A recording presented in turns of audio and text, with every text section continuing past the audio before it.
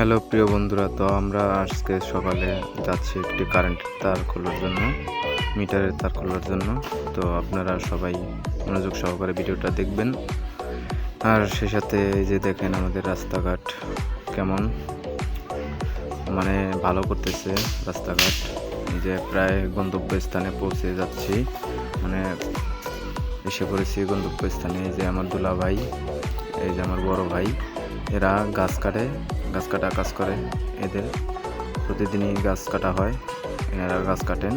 তো আমাকে আজকে ডাক দিছে দুলাভাই যে গাছ কাটতে পারতেছি না, কারেন্টের তার একটি বাইজা পড়ছে গাছের সাথে। এই যে গাছটি কাটতেছে, ওই সাইড দিয়ে, ওই ঘরের সাইড দিয়ে একটি কারেন্টের লাইন আছে।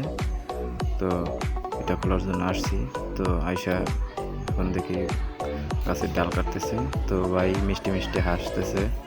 আর সেই সাথে ওই যে গাছের মধ্যে দেখতে পাচ্ছেন একটি লোক গাছ কাটতেছেন।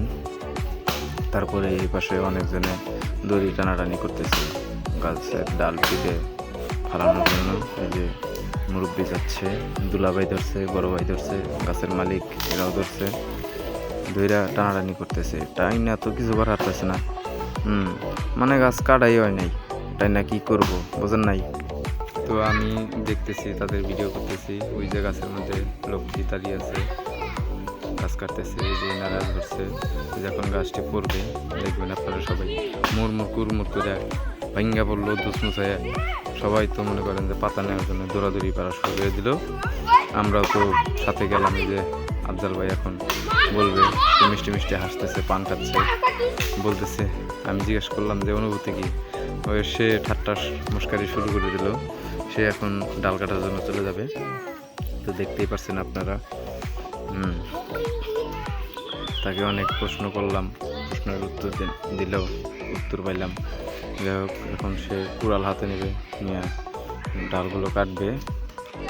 আফজাল ভাই, দুলা ভাই আর আরেকজন লোক, এনারা আসছেন গাছ কাটার জন্য। তো এই যে এনারা একটি ভুল কাজ করে ফেলেছে। গাছে পাখির ডাল ছিল, বাসা ছিল, সেটা ভেঙে ফেলেছে। তো দেখতে পাচ্ছেন আপনারা। তো তাকে বললাম যে পাখির বাসাটা তো বাংলা, তাহলে পাখি থাকবো কই। তারা খুব দুঃখ প্রকাশ করলো। দুঃখ প্রকাশ করার পরে আর কি ভাঙে তো পড়েছে, আর কিছু তো করার নাই।